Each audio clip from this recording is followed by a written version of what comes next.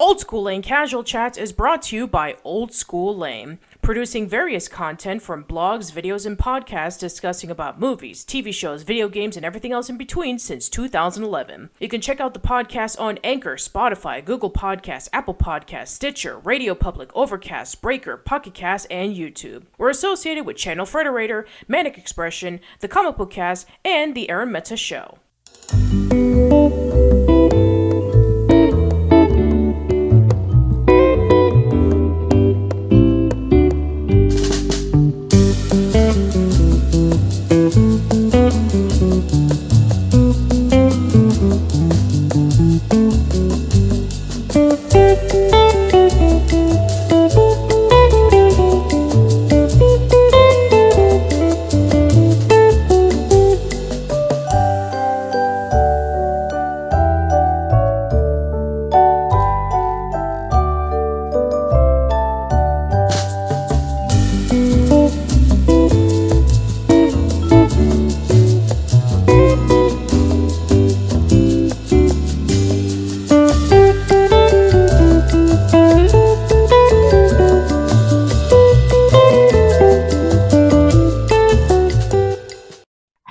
Everyone, and welcome to the last episode of Casual Chats for 2022.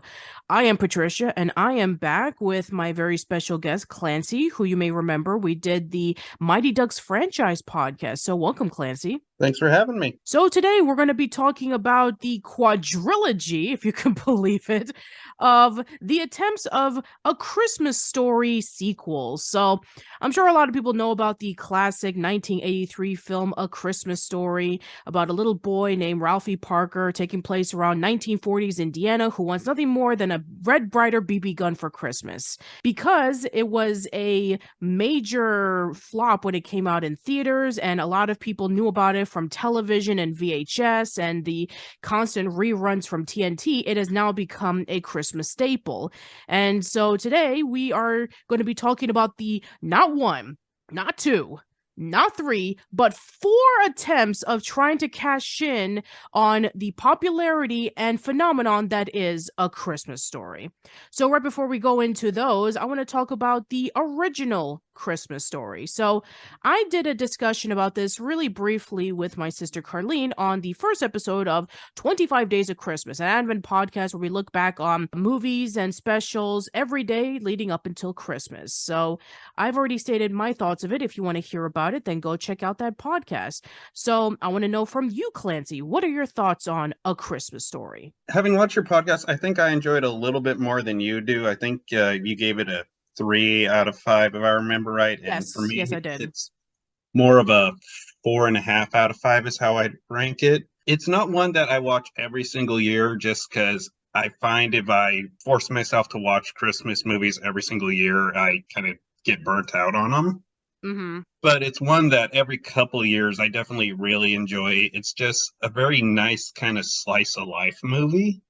And that's something we really don't get too much of anymore. So I like films that are just kind of, there's not really an ongoing plot. There's the thread of him wanting the BB gun, but it's not like every single scene is solely focused on this is step 37 to get the BB gun. It's just more of that's what carries you through the story. Yeah, and I guess it does make a lot of sense because it is based off of a series of short stories compiled into one book. So it does make a lot of sense why it does switches off from between Ralphie wanting a BB gun for Christmas, to Ralphie confronting the bullies, to the old man getting the leg lamp. So it's all just a bunch of short stories that are compiled into one big film, which is why the movie is the way it is in terms of story structure. But at the same time, a lot of people do like that because we get to focus on different situations with different characters.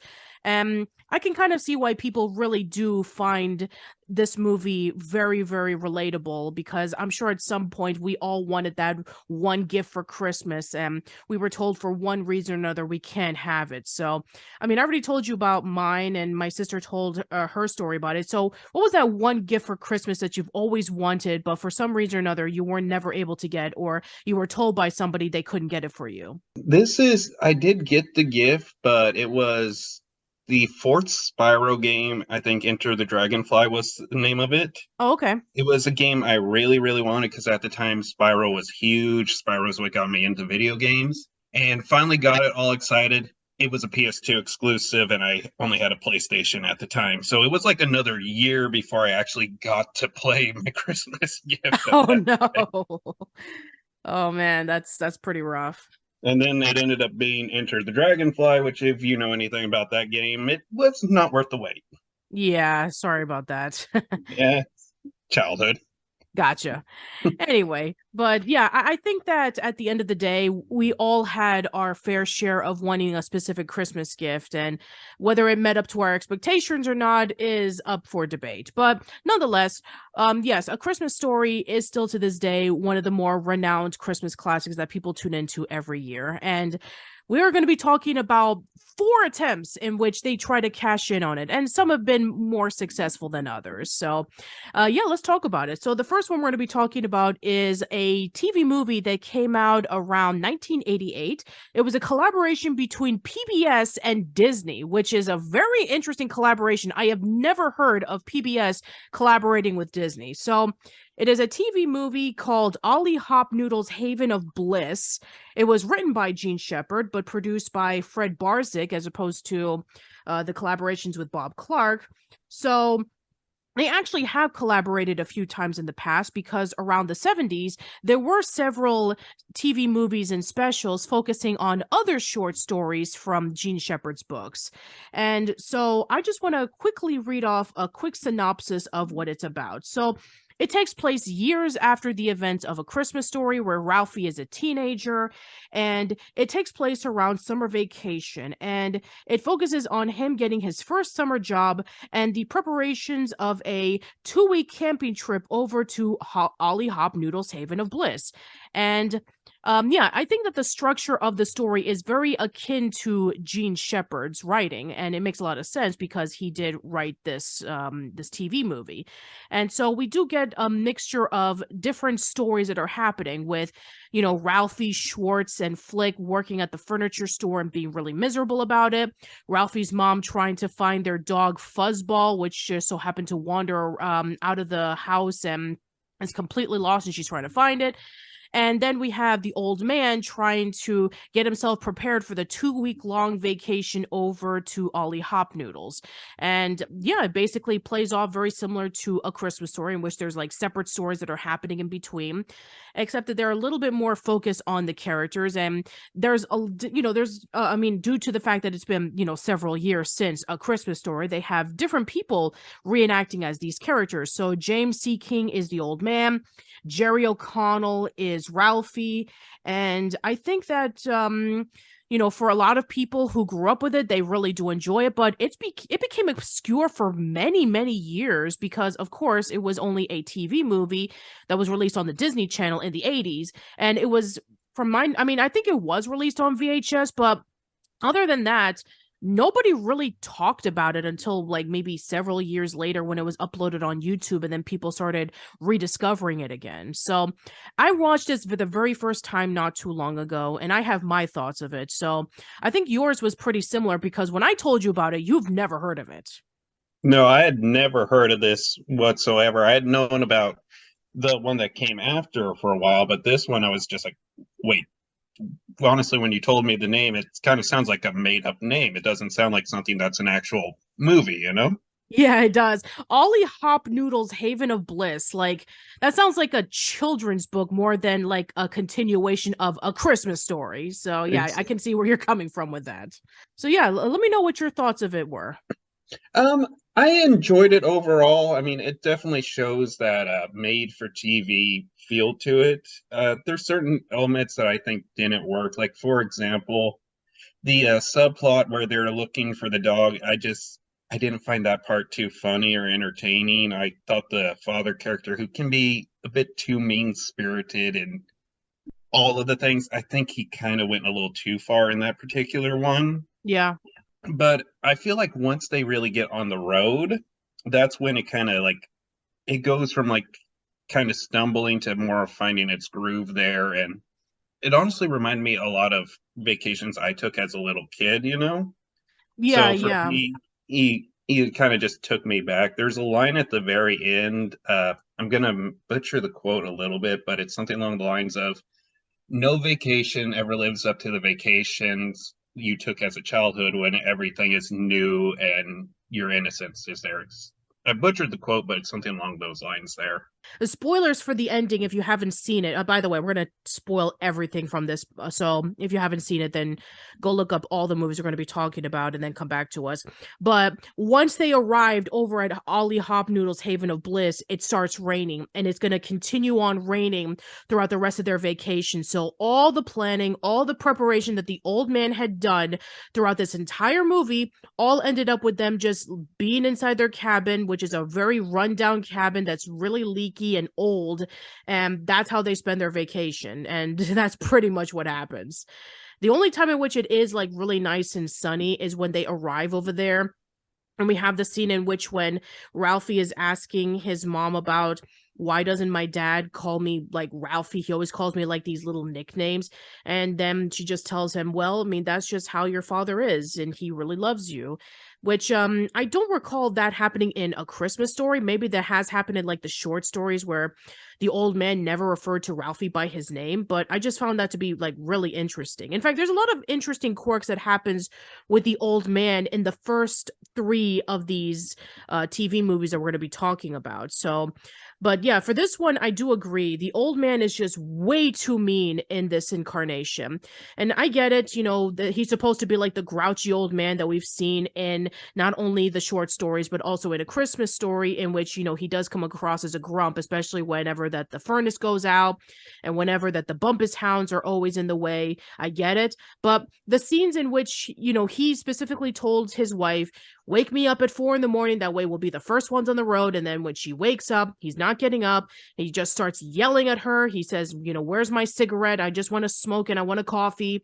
And he's just like constantly bombarding her. It's like, okay, this is taking it way too far, dude. I mean, I get it that around that time, you know, the women were just very, you know, very patient with their husbands because, you know, they were the breadwinners and all they did was just like having to listen to what they said. But still, it's like if I were in a situation where I was with a person like this, I would leave immediately. So yeah, I'm glad that things have changed in terms of that. But yeah, I think that what they were trying to do was trying to emulate the acting of the old man from the first movie, but just I don't know, maybe they just felt like, okay, we want to try to see if we can be able to elevate his performance.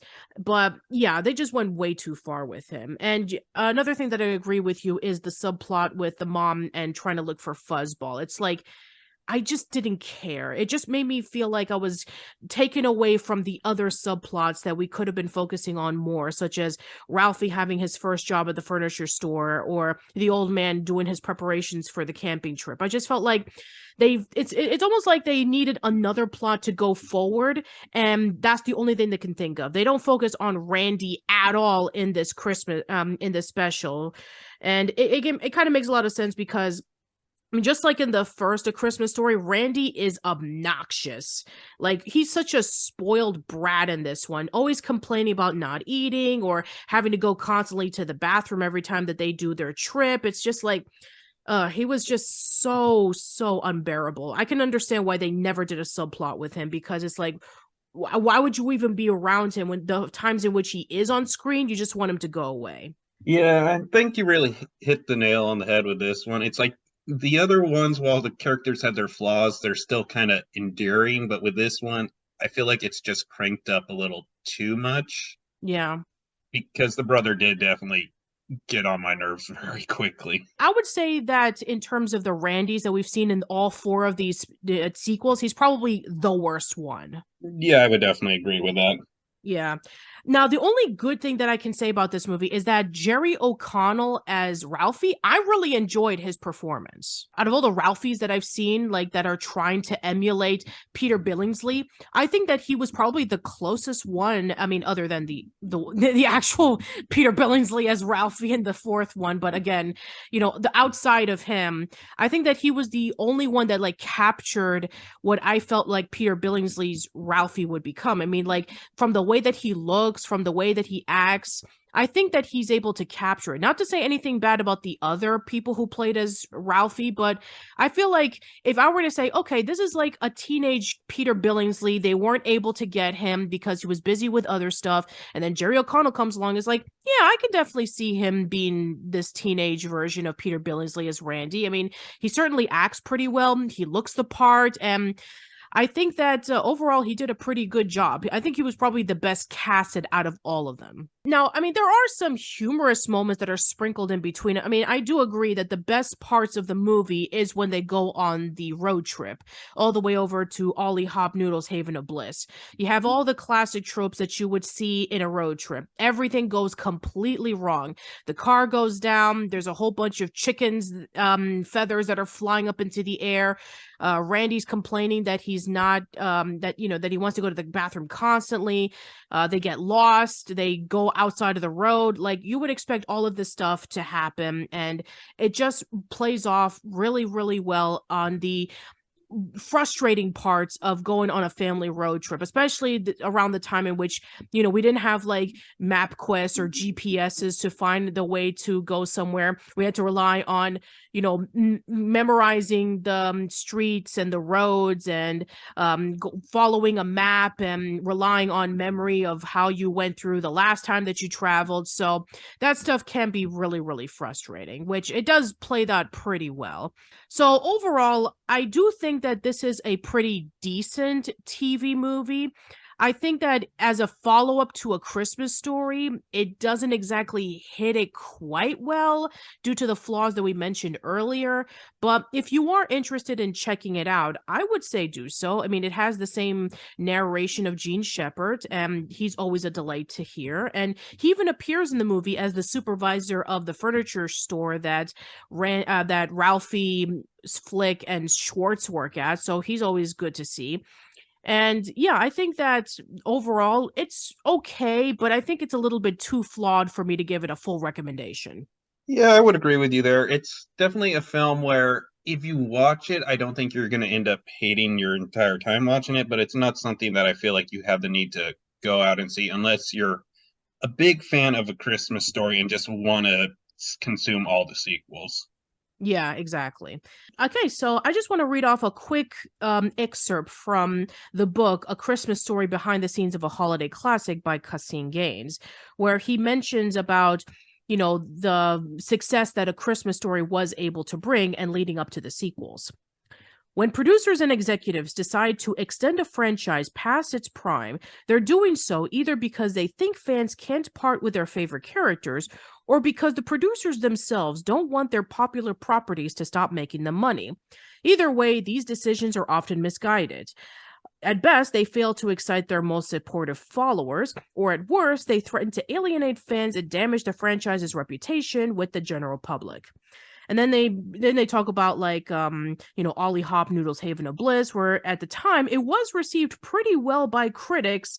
And because of the critical reception that this movie was able to bring, that was what made Gene Shepherd decide that he was going to make the theatrical follow-up with My Summer Story, or It Runs in the Family.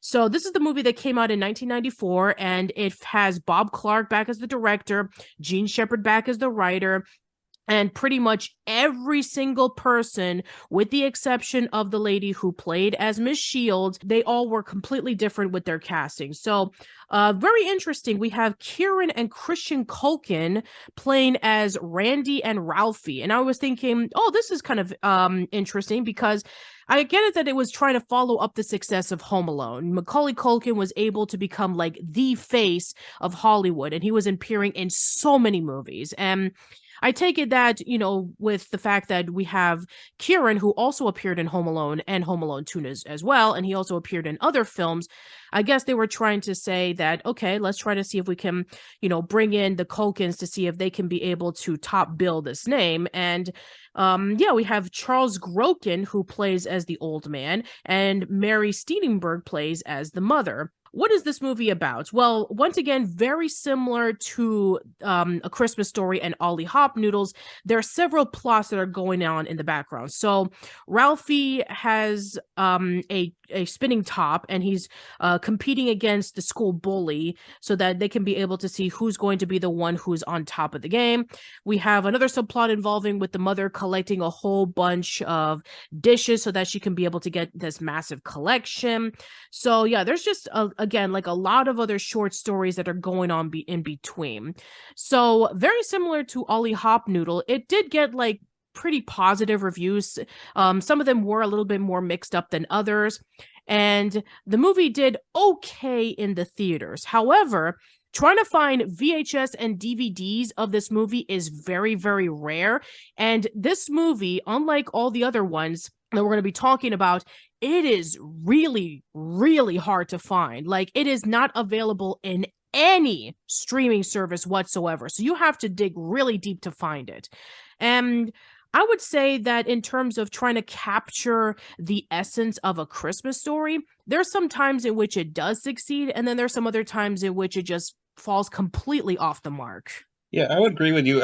Just to add to it being so difficult to find, the film actually changed titles when it went from theatrical release to home video. It went from It Runs in the Family to My Summer Story, which makes Googling and trying to find information on it almost impossible. Yeah, I have no idea what made them think to change the title at the very last minute. Like, it just makes it really, really confusing. Now, I can understand like title changes because it happens all the time in which, like, you know, a movie has like a working title and then they would change it to the official title. But no, in this case, it's like, okay, the movie is called this, and then when it hits the theaters, it's called this. It's like, that's just going to make it really confusing.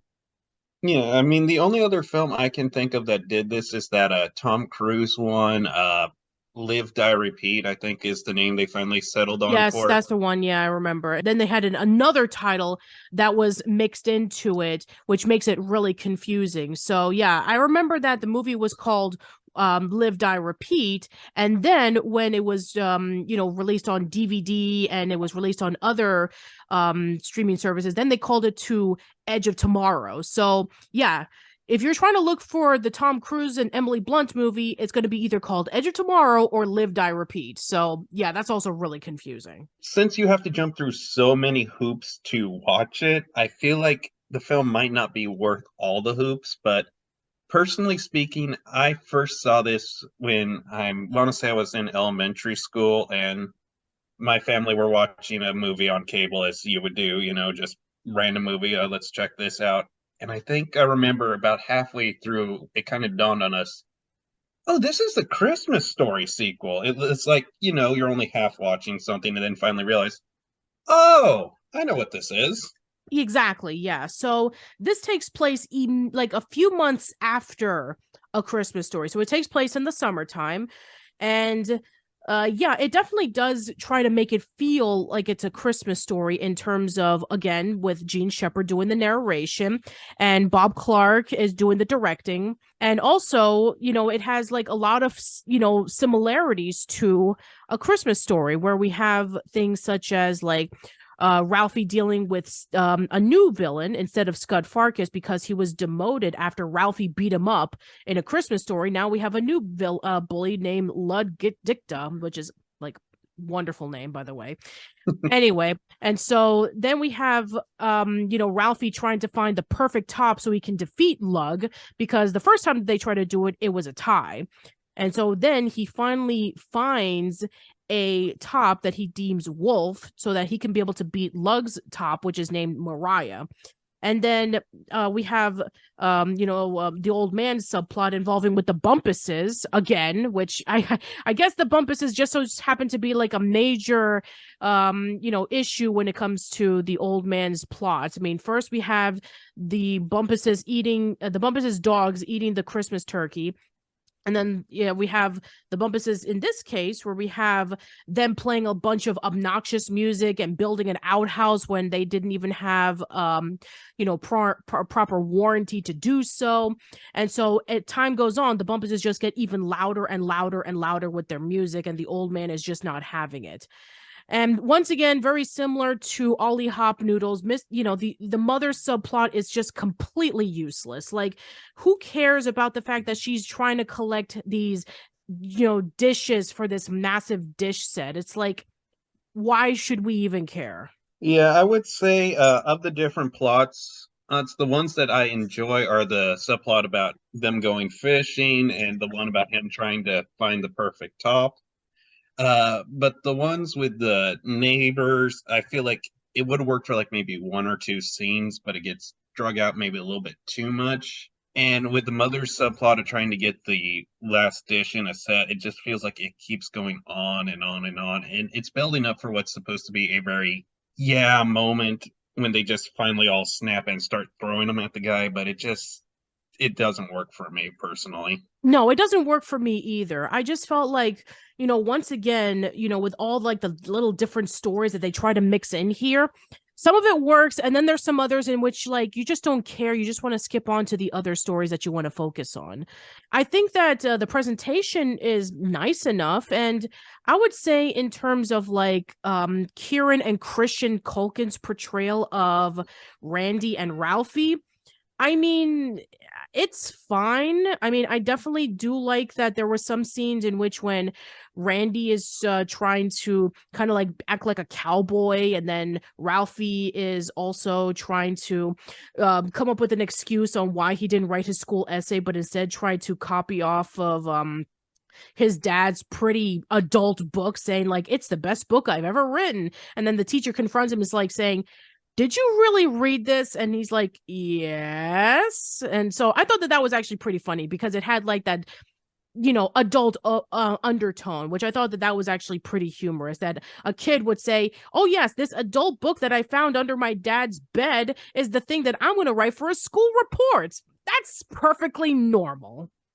And the teacher, I love the moment with the teacher who, as you stated, is the only reoccurring cast member from these films. It's like trying to be nice and like, where did you get this book? And finally snapping, like, where did you get this book? Yeah. I really love that scene with her. It's just a shame that she's not more in this movie, but then again, it makes a lot of sense because it is summer vacation. Exactly. Yeah, but I also do really enjoy the scenes in which whenever they did the top competitions. I thought that that was actually pretty cool. I mean, I had no idea that kids even did this back in the day, where they had like these spinning tops and they would like, have this big deal where kids were like circle around and see like which top was the one that was standing. It almost kind of reminded me of like Beyblades in the 2000s when my cousins used to own it, and they would like be spinning these tops, and they would find out, okay, I'm going to put this thing on it so that I can be able to have a bigger advantage and stuff like that. So it was like, wow, the more things change, the more they stay the same. Exactly. And what it also reminds me of is there's a Peanuts special where they go to summer camp. I think it came out in like 2000 or so, but they play marbles. Very similar vibe to it, very Americana, old games that were very popular in like the 40s or so. Yeah, it does make a lot of sense. Jacks and marbles and stuff like that, where they would have like that kind of competitive edge to it. Overall, in terms of how this one turns out to be, I mean, I think it is better presentation wise because, of course, it's a theatrical movie. And I think also that the casting was not too bad. I mean, Charles Grodin as the old man, again, it just feels like a facsimile of the old man that we saw in A Christmas Story. Not as grouchy as the Ollie Hopnoodles one, but just I felt like his was a little bit more justifiably grouchy because the Bumpuses were causing all of this ruckus.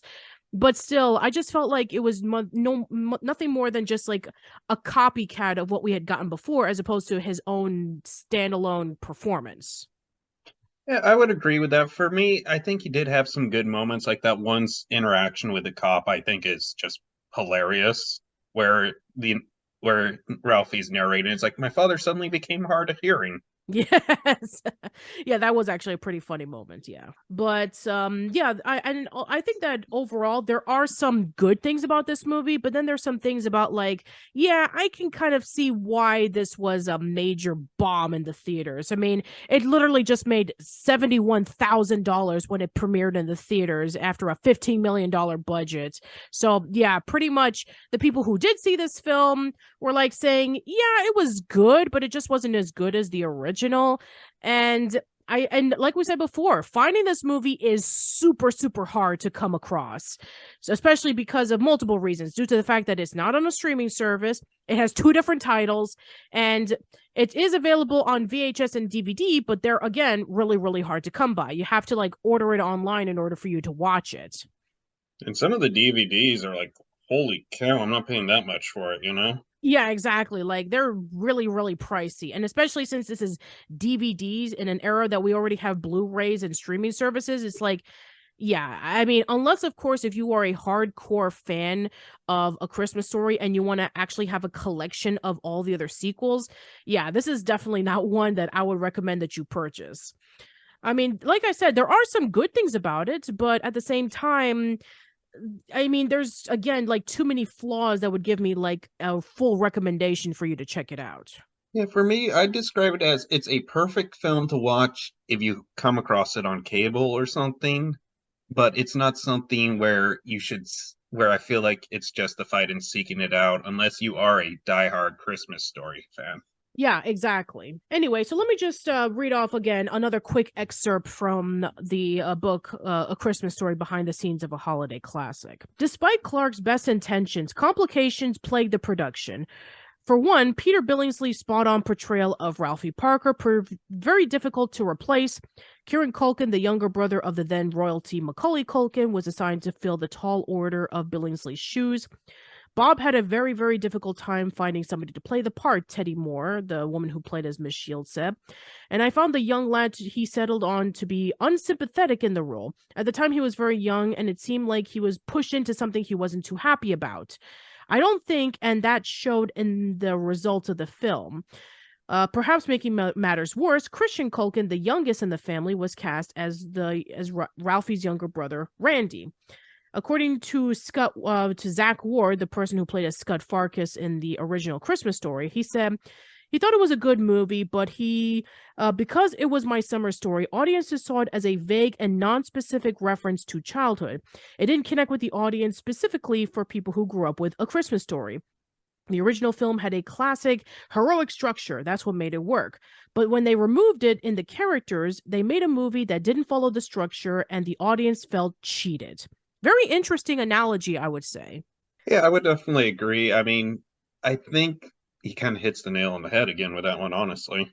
Yeah, I think so too. That, if you see it as its own thing, it would be fine. But when you see it as a sequel to A Christmas Story, then yeah, I can understand why people felt really cheated on, saying like, oh, but it feels like the movie that I grew up with as a kid, but it's not the movie that I grew up with as a kid.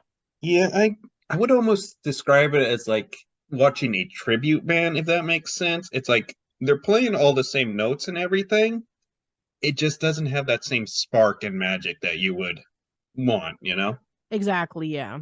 Anyway, so now we go over to what everybody on the internet just absolutely blew up over when they first heard about it in the trailers and online. We're talking about like almost 20 years after My Summer Story, and about over I would say like over a decade after A Christmas Story. So now we have A Christmas Story 2, which I remember when people were just blowing out of proportion when they saw the trailer. They thought it was like a Saturday night skit. They thought it was like fake. But then when they realized, and especially when they saw the title, A Christmas Story 2, the official sequel to A Christmas Story, that's when it just blew way out of proportion. Yeah, I remember this one having like this was back when the dislike bar was still a thing, and it was like all red on the YouTube trailer for it with like a little tiny speck of green. Yeah, exactly. So let me just read off some of the people whose responses of the trailer first coming out were. So, iWatchStuff.com posted this following response. With little regard towards shooting our nostalgia out, Warner had decided that the film they dubbed the most beloved Christmas story of all time is in need of an instantly less beloved straight-to-video sequel. Russ Fisher from SlashFilm.com said, I'm trying to come up with anything substantial to say about that trailer, but for the most part, it's just sad. MSN.com said, that the thoughtful classic would be tied to this blatant ripoff is making YouTube commenters see red, and clearly the producers have their eyes only on the green. Dave Trumbore of Collider said, in the true spirit of the holiday, A Christmas Story 2 seeks to feed out the nostalgia for the original film like a parasite and trick you into wasting your hard-earned money. Season's greetings. Rolling Bishop from Geekosystem said, if you ever wanted to convince someone that there really are vile people out there looking to mine childhood nostalgia for golden nuggets of currency, might we humbly suggest that you watch the trailer for A Christmas Story 2? And then finally, last but not least, we have Alicia Lutz from Hollywood.com who said, cult-like Hollywood classic and my mother's favorite movie of all time. A Christmas Story has a sequel. At long last, screamed nobody. You're welcome, said Hollywood. So yeah, pretty much all of those responses were from the trailer. As for when the movie came out, oh, it's even worse. I did not watch this until you asked me to be a part of it for the podcast, and it's like I was prepared for it to be bad. Oh my word. Yeah, exactly. I was not prepared. No, I wasn't prepared either. I had not seen this movie either, and I was hoping to ignore it for the 10 years that I was like seeing people talk about it. And then when I knew that I had to talk about this movie because A Christmas Story Christmas was out and I wanted to watch all 4 of these sequels, I had to stomach myself, turn on HBO Max, watch the movie, and I was just bombarded with just all of this weird decisions that they decided to put into this movie to not only try to capture on the nostalgia of the original, but to also do a whole bunch of just generic, predictable stuff to kind of call it a warm, sentimental Christmas classic, which it clearly is not. So this is the first time in the quadrilogy that we're talking about in which Bob Clark and Gene Shepard had nothing to do with this because they had both since passed away. Gene Shepard passed away in 1999 due to natural causes, and Bob Clark passed away at around 2007 when he and his son were involved in a car accident. So knowing about that context and knowing that at almost 30 years after the original Christmas Story had been a classic, and at that point in time, there's been merchandise. The Christmas Story exterior location was made into a museum, and there was a lot of people who really enjoyed the viewings of it whenever TNT aired the 24-hour long marathon. And there was even a Christmas Story musical that happened around that same time. And there was even an NBC special starring Matthew Broderick as the older Ralphie. So you probably have heard about that, but due to the sake of streamlining this, we're not going to talk about the musical. We're just going to talk about the other films. So yeah, I would think that you would think that maybe they would try their very best to kind of like, you know, be very similar to the other ones, in which it's like, okay, we have a series of like little short stories that are sprinkled on in between, and you know, trying to see like what the other characters are up to. They kind of do that, but not so much as Ollie, Hopnoodles, and My Summer Story. Like, for example, there's no focus on any of the mother subplots, which thank God. It just streamlines the story, which some people would be like, oh, really? But I wanted to see all the other stuff. But I think that by streamlining the story, it actually makes the film a lot more quicker to watch, but still it's not a very good viewing. So what is this movie about now that we're going into it? So it takes place about 6 years after the original film. Ralphie's now a 15-year-old teenager who wants a Mercury 8 convertible for Christmas. So very similar to the original movie, he wants something for Christmas that he knows he cannot get. And so he sees the car on a display ramp, and he decides that he's going to like pretend to take a drive into it. But he ends up backing up the car when his leg pants get caught up in the brakes, and a plastic reindeer falls down on the convertible top and breaks it.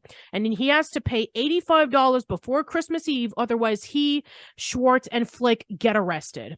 And so they get us a job, which apparently is the first job they've ever gotten. And they work in multiple places until eventually they work at the Higby store, and they have like multiple sections of the store they work at because they suck.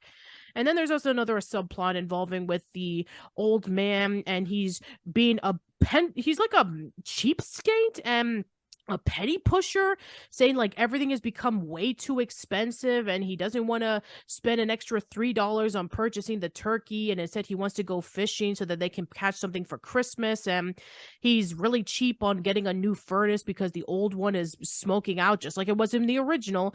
And his wife is just really, really frustrated with it. And I guess this one is a little bit more focusing on Randy this time, where instead of, him just being a cowboy like he was in My Summer Story, now he's into Flash Gordon and science fiction, which sounds really weird. Like his character doesn't feel like Randy, which I'm sure for some people they're like, thank God he's not the annoying brat that he was, but still, it doesn't feel like the character at all.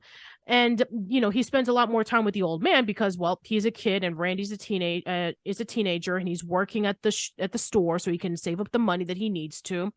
So, spending a lot more time with him and with the old man. And then we have another subplot with Randy getting his teeth chipped because he was eating a candy bar and he has to go to the dentist to get a filling. And yeah, there's just a lot of things that are happening here that are trying to be like really sentimental to the movie or trying to remind you of the movie. It's like, hey, remember this part from the movie? Remember this part from the original?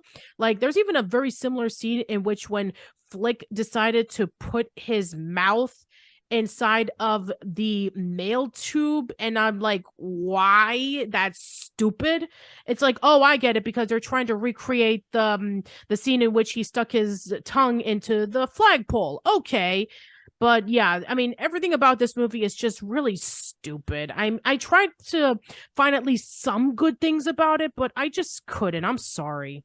Yeah, it's you can definitely tell that the original creators are not involved in it because, like, while the direct to DVD and the My Summer Story are flawed, they feel genuine. They feel like there's a genuine attempt to actually like continue the story, especially since these stories were based on Gene Shepard's real life growing up. So you can tell that he has a love for these characters. Here, everyone feels like a cartoon caricature of the original movie. And I also feel like they aged up the main cast a little too much.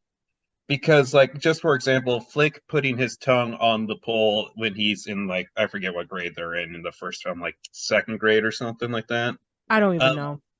but it's like it's endearing. You're a teenager and you're sticking your mouth in the mail chute. It's like, no, fired instantly. I don't feel bad for you. Yeah.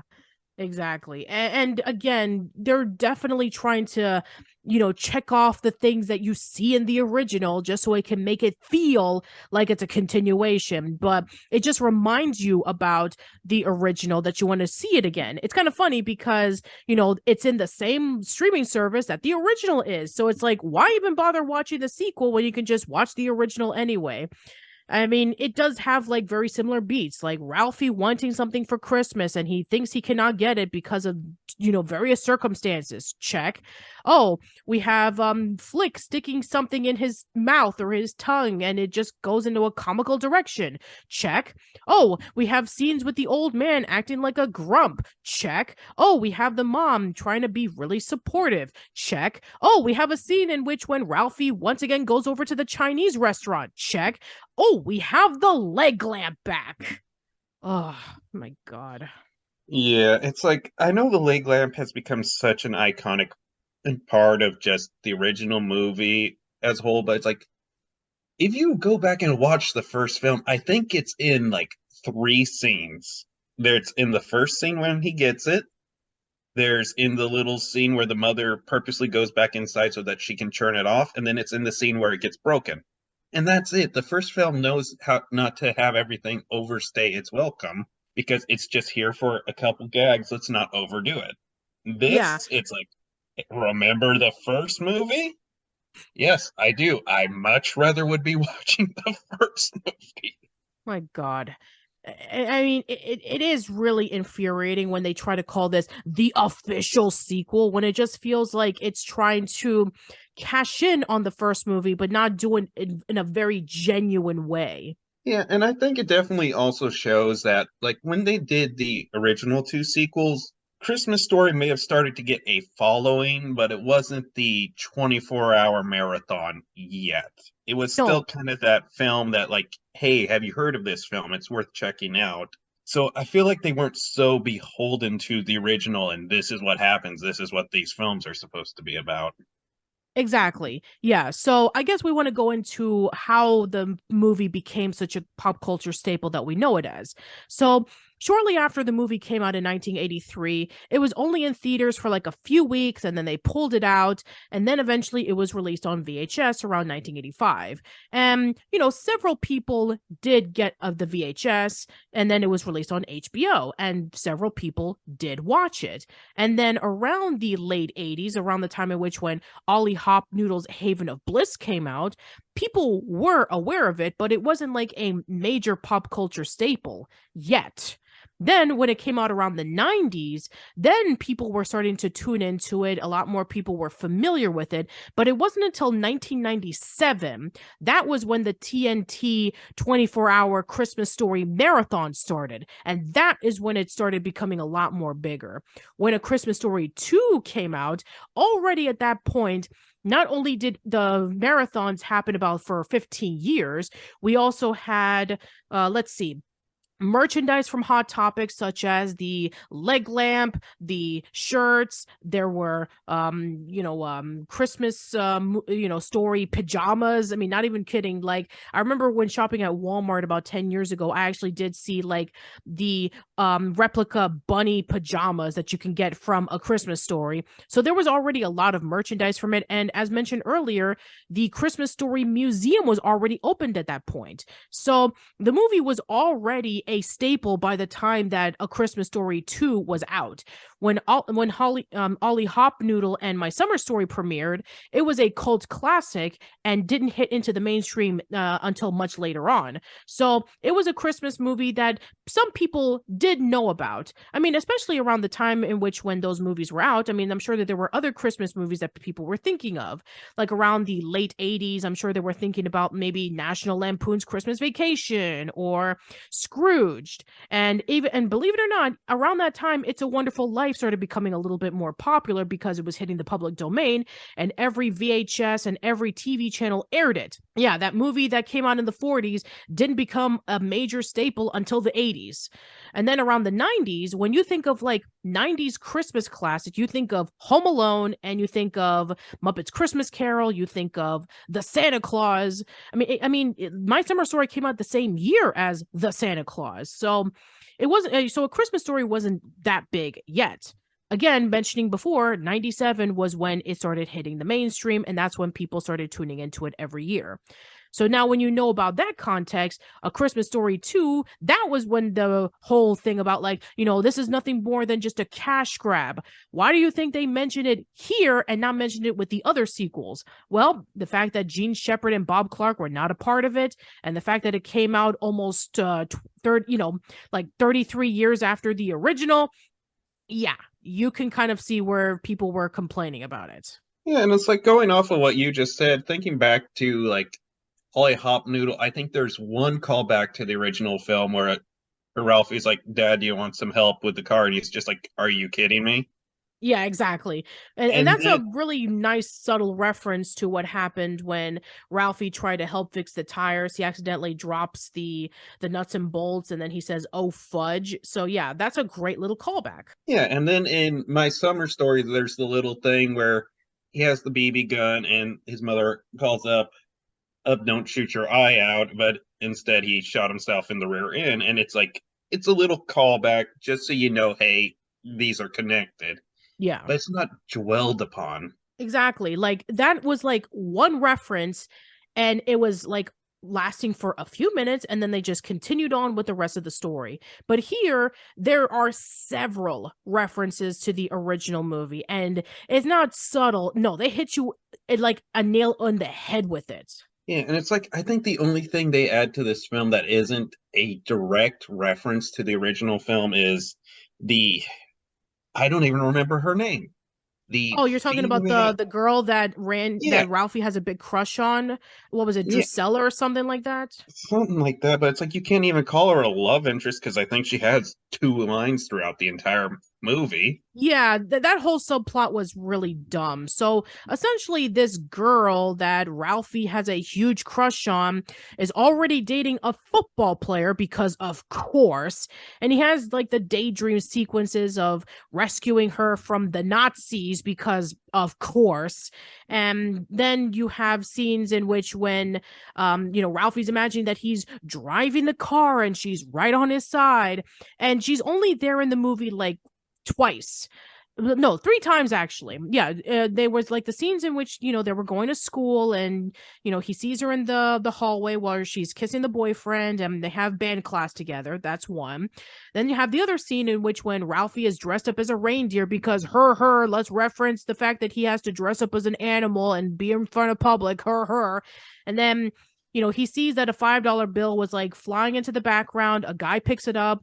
He tells him, hey, that $5 bill is not yours. It belongs to charity. He punches him, gives him the $5 bill back, and then the girl sees him again. That's two. And then the third time is like literally towards the end, like before the 5-minute mark where the movie is over. Ralphie, spoilers again. Ralphie finally gets the car he wanted for Christmas. The brakes is about to go off and he tries to stop it. The girl is right behind him saying, pull the brakes. And then she says, oh, I broke up with him.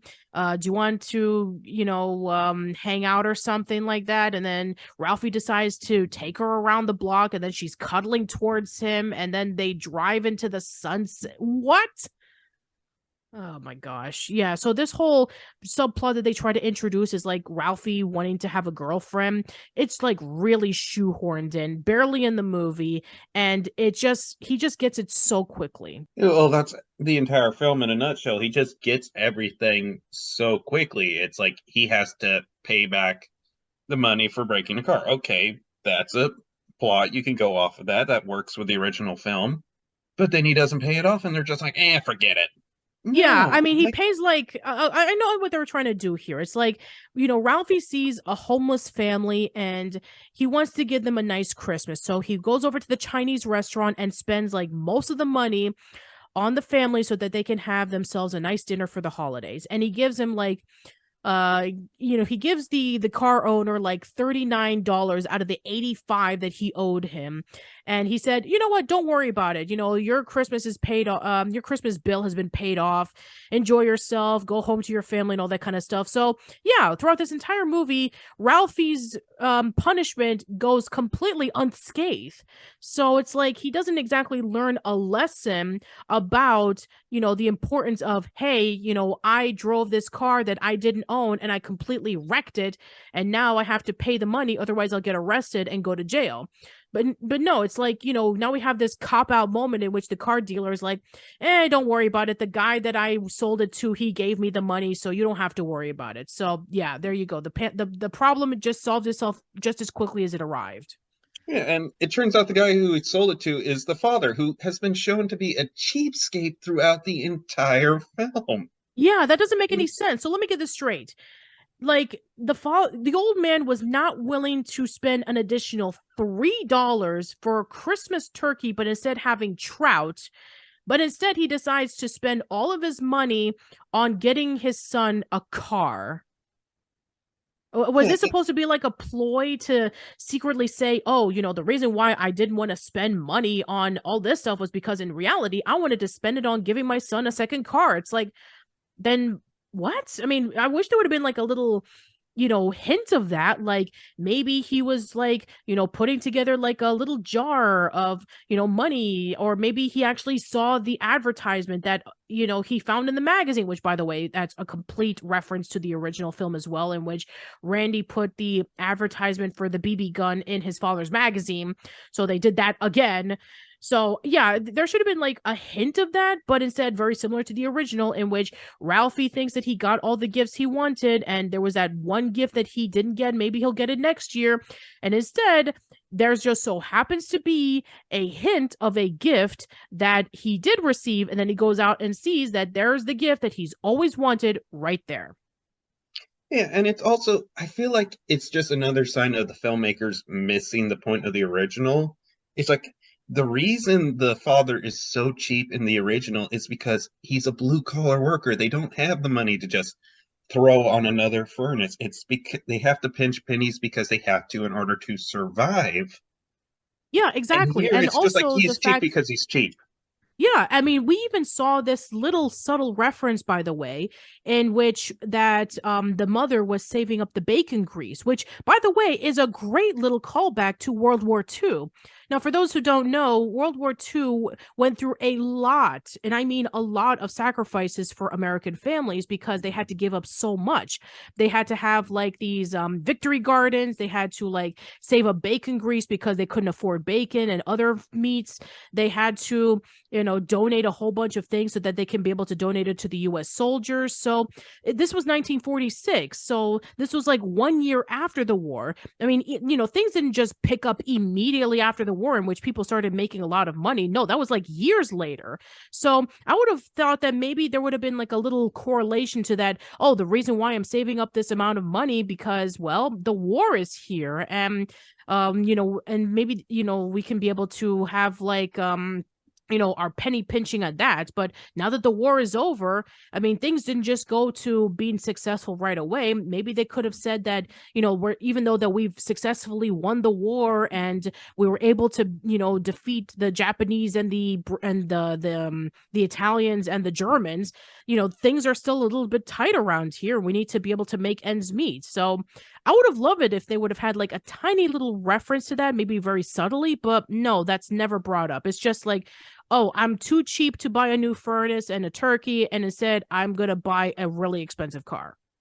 Yeah, let's be honest. Outside of the clothes they're wearing and the style of cars, this being said in 1946 does not have anything to do with the plot. It's more of an inconvenience because they had to spend a little bit more money to dress up the set than anything else. Yeah. And the only way that you can be able to tell, other than the clothes and the cars and all that kind of stuff, is there's actually a theater in the background that actually showcases that they're premiering "It's a Wonderful Life." So yeah, and other than that, like the cinematography and all that kind of stuff does not make it feel like it's the 1940s. I remember in the original film there was like a lot of snow and there was like this feel of the 1940s with like the radio playing and all that kind of stuff. But here, they're just like little sprinkles of it feeling like it's the 40s and not really so much into like you can tell that it was done in the 40s. Anyway, but yeah, I think that you can get what we're trying to say here. Like, there is very little that we really liked about this movie. Just everything about it just feels like a carbon copy of the original without the charm. And so, yeah, I would say that out of the four sequels that we've seen, this is probably the worst. Easily, I agree. Yeah. All right, so now we can go over to our last movie, our feature presentation, A Christmas Story Christmas, which premiered on November 17th of 2022. So this is actually really interesting because after many years of Peter Billingsley not being involved in any of the sequels, he's now involved in it. He has co-written the story. He stars once again as Ralphie Parker, and it takes place decades after the original Christmas Story and what many people consider to be the true follow-up to A Christmas Story. So again, major spoilers for those who haven't seen it. The movie takes place in 1973, so this is like over 30 years after the original film. So Ralphie is a full-grown adult and he lives in Chicago with his wife Sandy, and they have two children by the name of Mark and Julie. Ralphie is a writer and he's trying to sell his stories over to multiple publishing companies, but they have absolutely no interest in publishing it. And then he hears the news about the old man dying, and he decides that he's going to drive his family over to Indiana for the holidays. And it is Ralphie's responsibility to take the place of the old man so that they can have the best Christmas they can have. And so, yeah, I think that out of all the sequels that I've seen here, it definitely is the closest to matching up with the original without the involvement of Gene Shepard or Bob Clark. Yeah, I mean, it's definitely not a high hurdle to clear or compared to A Christmas Story too, but while this one still feels like a cash grab, I feel like there was a little more effort put into it, if that makes sense.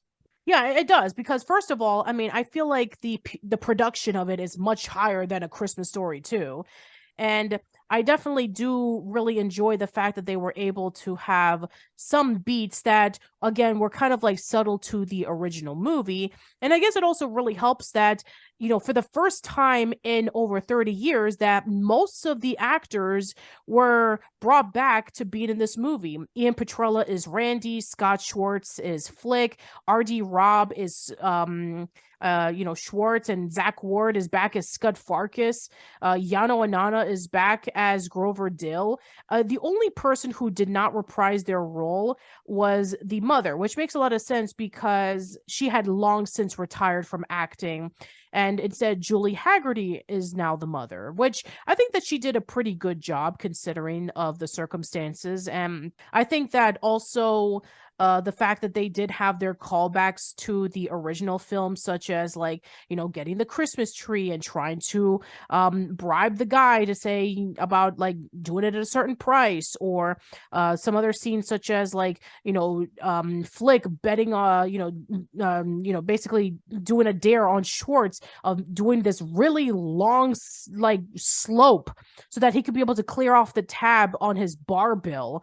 And also the fact that the kids go over to Higbee's and they tell Santa their Christmas wish, and there's a lot of similar beats to the original film, but at the same time it puts a 70s twist onto it. The movie literally starts off with the old Warner Brothers logo from the 70s, and there's a lot of music that is played from the 60s and 70s in the background, like the Jackson Fives, Santa Claus is Coming to Town, Rocking Around the Christmas Tree, that kind of stuff. So it definitely does feel akin to like the 1970s. You see a lot of like old logos from toys and various bits of things such as the Easy Bake Oven and the sled and all that kind of stuff. So and also the house that they live in Chicago definitely does feel like the 1970s. And it's actually a really nice touch because, the family is struggling with money. And if you guys know about the 1970s, it was known as the inflation decade, where prices of everything was skyrocketing and people couldn't afford anything.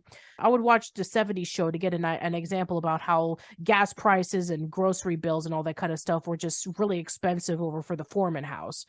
So yeah, they do try to play off some differences with the original, but at the same time you can definitely tell that again they're just relying on the original to make people familiar with the story.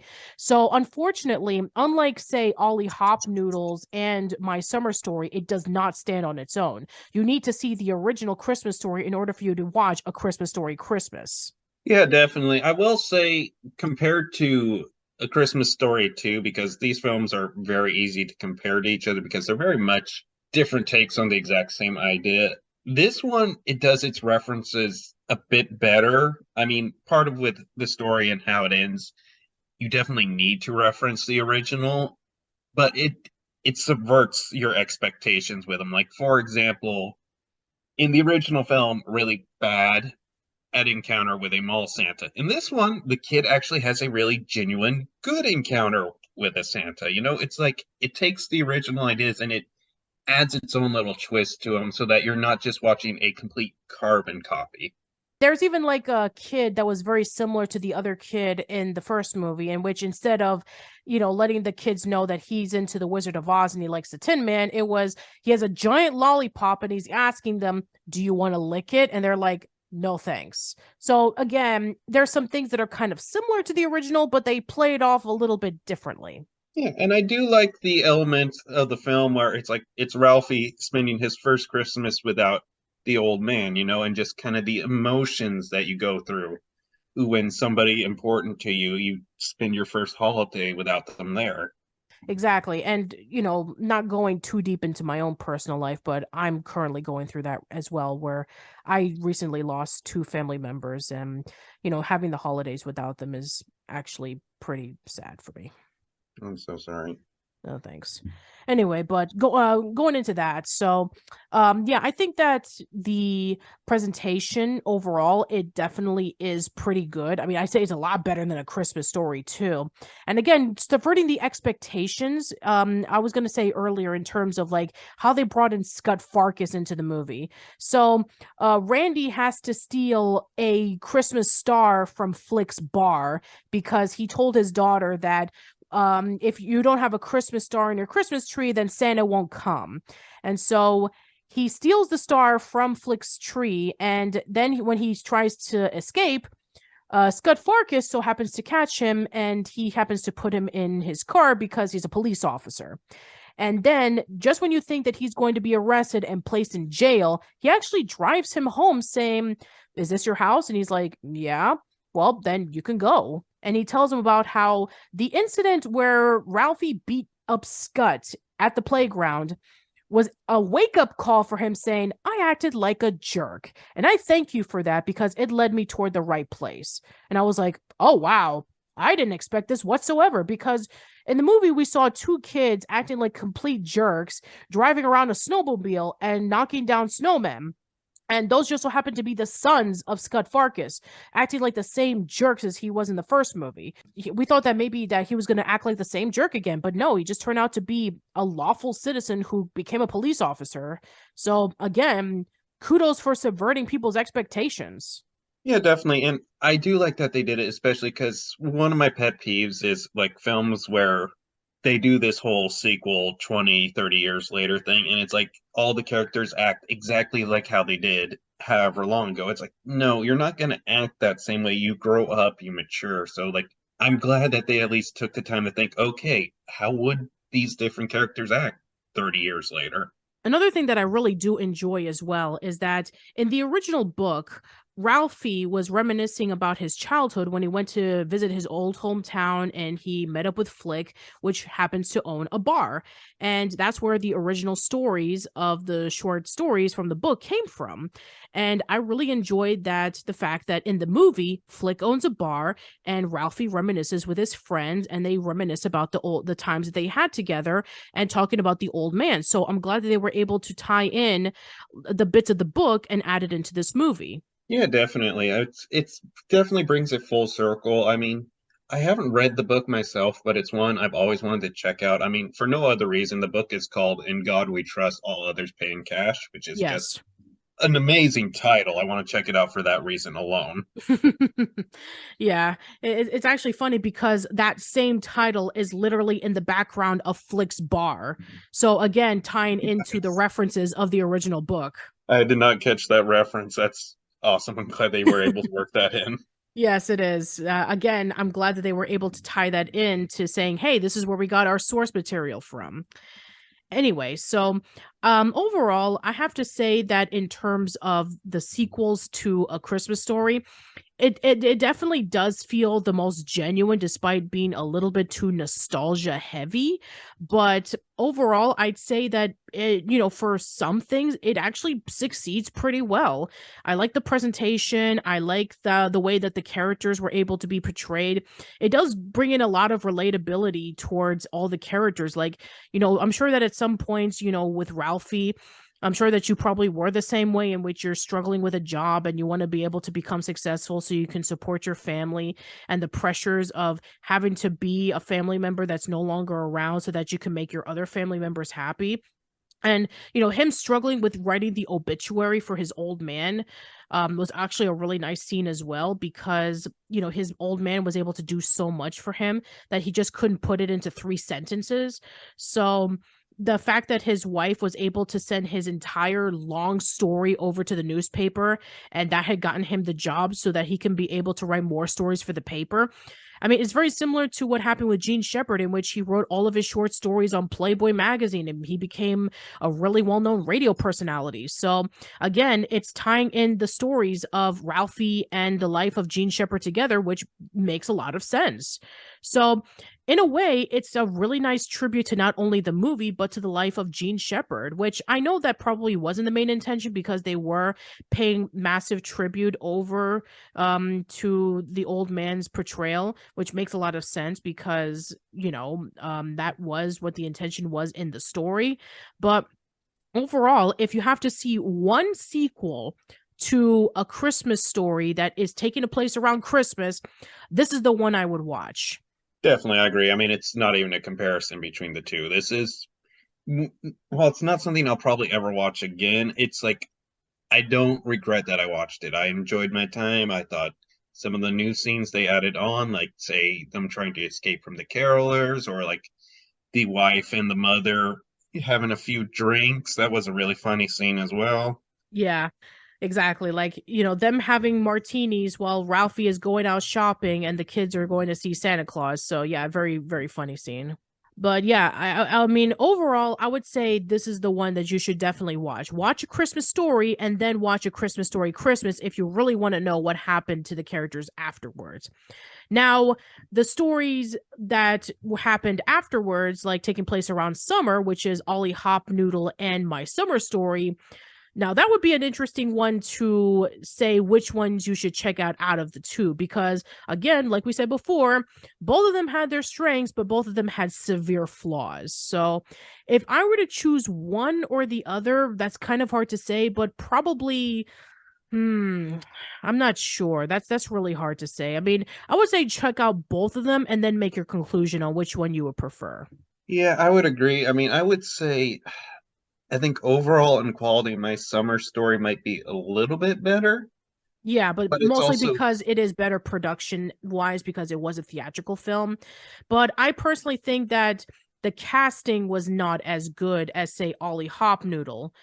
I mean, even though that the characters were like taken way too far, at least you can say, okay, it definitely feels like its own character as opposed to being just like a carbon copy of the original film.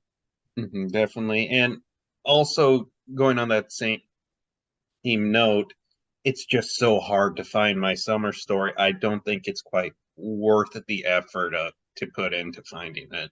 Yeah, so if anything, Ollie Hop Noodles is on YouTube, so you probably go check that out, and you would probably bring your own conclusion whether you want to see a My Summer Story or not.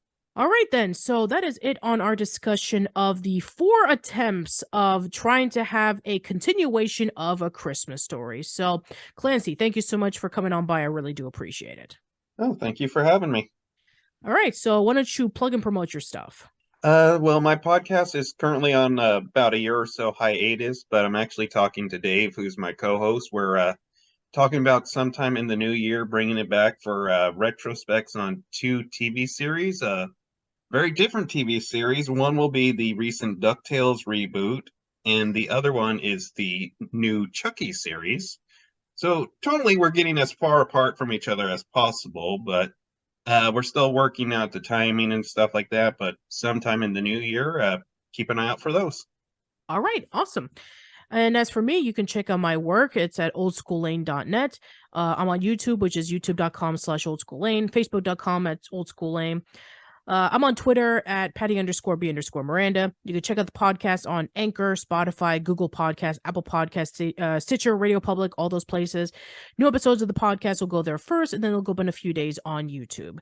Thank you so much for listening, everyone. Let us know in the comments below about what your thoughts are of A Christmas Story and its four quote-unquote continuations trying to cash in on the coattails of the film. Which ones did you like better? Did you like Ollie Hopnoodle, My Summer Story, A Christmas Story 2, or Christmas Story Christmas? What was your least favorite? What did you think of the casting, the story, and the overall presentation? That's it. Hope to see you in 2023. Take care, happy holidays, and have a wonderful day.